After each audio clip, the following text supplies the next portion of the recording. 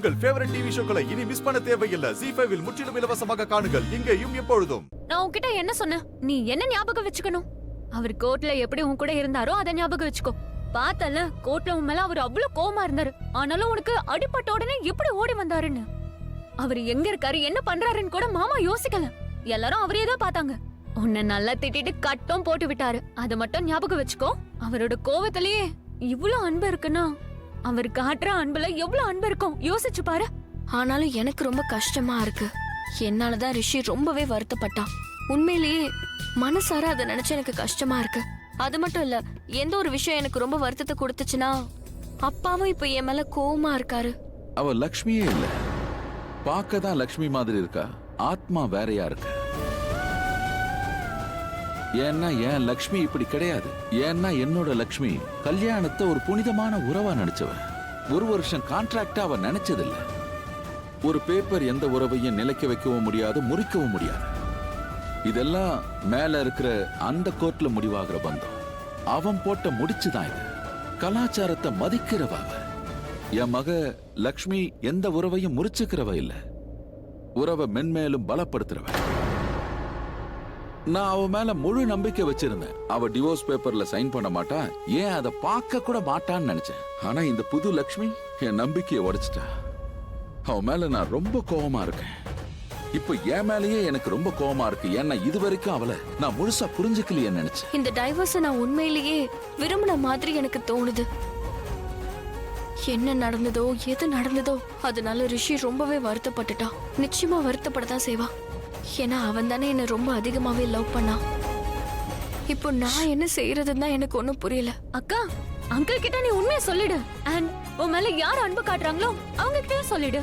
அதாவது அஹானா, ஆயுஷ் அவங்க கிட்ட சொல்லிடு. மாமா கிட்டயும் சொல்லிடு. ஓ, எல்லாம் சரியாயிடும்ல? இதான் கரெக்ட். நீ இதையே செய். சரி செய்ற. நான் அவங்க கிட்ட சொல்லிடுறேன். ஏன்னா அவங்க யாரும் லக்ஷ்மி மாறிட்டதா நினைச்சிட கூடாது இல்லையா? என்னைக்குமே நான் மாறிட்டேன்னு அவங்க நினைக்க கூடாது. ஆமா நீலம், அவ முன்ன மாதிரி இல்லவே இல்லை.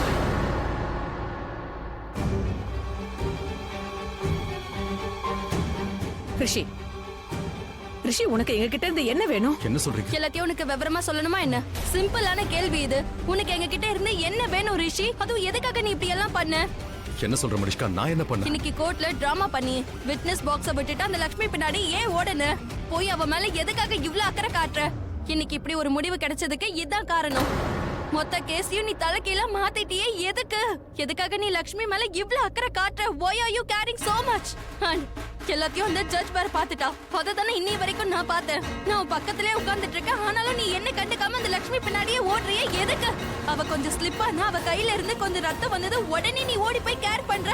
இதெல்லாம் நீ பண்ணிருக்க கூடாது. எதுக்காக நீ பண்ண? எதுக்காக இவ்ளோ அக்கறை காட்டுற?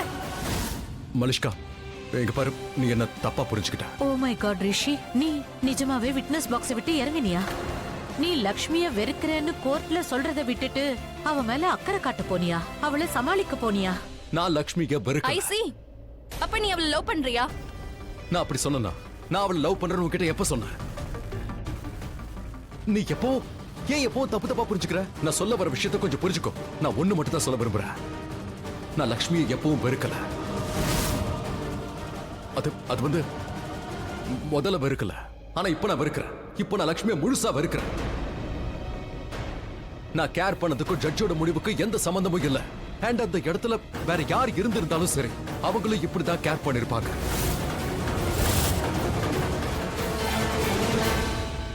நிஜமாவே வந்து நிக்கிற? கோர்ட் சொன்ன ஆர்டரை நீ சீரியஸா எடுத்துக்கிட்டியா என்ன? அதுக்கெல்லாம் அவசியமே இல்ல. சொல்றத கேளு, நீ திரும்ப போயிடு. நீங்க தான் இருந்தன்னு நாங்க போய் சொல்லிடுறோம். சொல்ல போனா உனக்கு அவனை பிடிக்கல, நீ அவன் கூட வாழக்கூடாது. ரைட்? ராங். ஏன்னா கோர்ட்ல பொய் சொல்றது தப்பான விஷயம். அது ஒரு குற்றம், அது ஒரு கிரைம். இது படிப்பறிவு இல்லாத பட்டிக்காடு கூட தெரிஞ்ச விஷயம். சோ ப்ளீஸ் என் அக்காக்கு தப்பான அட்வைஸ் கொடுக்காத. உன்கிட்ட யாராவது பேசினாங்களா? நீங்க கேட்டதுக்கான பதில். நீங்க ஏன் அக்கா கிட்ட பேசிட்டு இருக்கீங்க? அவளோட வாழ்க்கைய பத்தி நீங்க பேசிட்டு இருக்கீங்க. இப்ப இங்க டிராமா பண்ணி தான் ஆகணுமா? டிராமாலாம் எங்களுக்கு பண்ண தெரியாது. கோர்ட்டோட ஆர்டரை நாங்க ஃபாலோ பண்றோம். அதனாலதான் எங்க அக்காவை விட இங்க வந்திருக்கோம். இப்ப வீட்டுக்குள்ள நாங்க வருவோம். அக்காவை அவ ரூம்குள்ள விட்டுட்டு நாங்க போயிடுவோம். உங்க மிடில் கிளாஸ் டிராமால இங்க போடாதீங்க. கோர்ட் சொன்ன ஜட்ஜ்மெண்ட் என்னன்னு எங்களுக்கும் தெரியும். அதனால தான் நீங்க இன்னும் இங்க நிக்கிறீங்க. அத மறக்க வேண்டாம். அத்தை,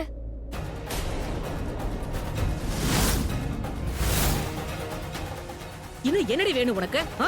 அதான் நீ இங்க வந்துட்டல, எந்த மூலை வேணுமோ போய் எடுத்துக்க. ஆனா ஒரு விஷயம் ஞாபகம் வச்சுக்க, இங்க இருக்கிற வரைக்கும் என் கண்ணு முன்னாடி வர முயற்சி பண்ணாத. தேங்க்யூ எங்களை உள்ள வர அனுமதி கொடுத்ததுக்கு.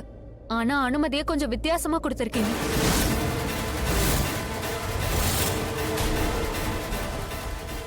ஆனா இப்படி சொன்னா எப்படி வர்றது? இவ உங்க வீட்டு மருமக. நில்லுங்க, எங்க போறீங்க? மாமா நீங்களும் நில்லுங்க. இன்னும் என்ன வேணும் உங்களுக்கு? உள்ள வர பர்மிஷன் கொடுத்தாச்சு இல்ல? பெர்மிஷன்? எங்களுக்கான பெர்மிஷன் கோர்ட்லயே கிடைச்சிருச்சு. எங்களை இப்ப நீங்க வெல்கம் பண்ணணும். இந்த வீட்டு உங்களோட மருமக வந்திருக்கா, அவளை வெல்கம் பண்ணுங்க. ஆரத்தி வந்து யாராவது எடுங்கள. அதோட மாமா நீங்க இங்க வாங்க, அக்காவோட கிரகப்பிரவேசத்தை நடத்துங்க.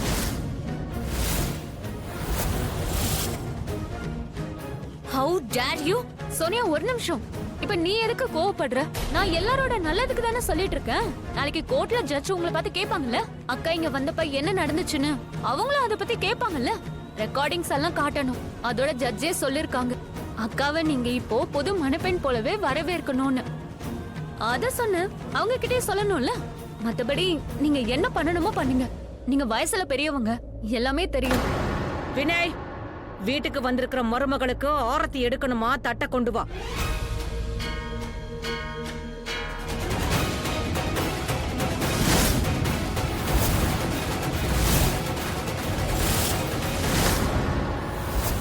But aunty, what?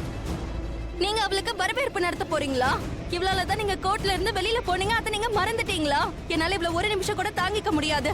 நீங்க எப்படி இவளுக்கு மலேஷ்கா, வீட்டு பெரியவங்க, எது சரி எது தப்புன்னு எங்களுக்கு தெரியும். உனக்கு ரெக்கார்ட் தானே பண்ணணும், தாராளமா பண்ணிக்க. நான் இவளுக்கு ஆரத்தி எடுக்கிறேன், ஆனா வரவேற்க முடியாது. எங்க கிட்ட இப்ப டைம் இல்ல. உன் குத்தாட்டத்தை சீக்கிரம் முடிச்சுக்க. குத்தாட்டம்? அக்கா உங்க வீட்டு மருமக, அதோட அவளுக்கு போதும். என்கிட்ட வச்சுக்காத ஷாலு.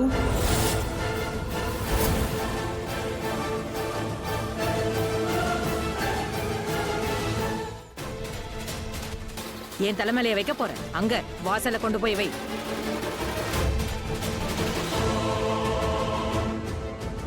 சீக்கிரம் ஆர்த்தி தட்டை கொண்டு வாங்க. சரி.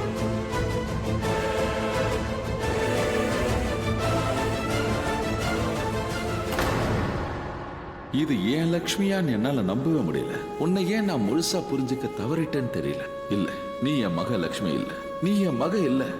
நான் உங்களோட லக்ஷ்மி தான் அப்பா. அதே பழைய லக்ஷ்மி தான், உங்களோட பொண்ணு. ஆனா எனக்கு ஒண்ணு நல்லா தெரியும், நான் இந்த மாதிரி உங்க வீட்டுக்குள்ள வர்றது உங்க மனசை ரொம்ப பாதிக்குது. ஆனா நான் ரிஷியோட வாழ்க்கையை காப்பாத்துறதுக்காக தான் வரேன்.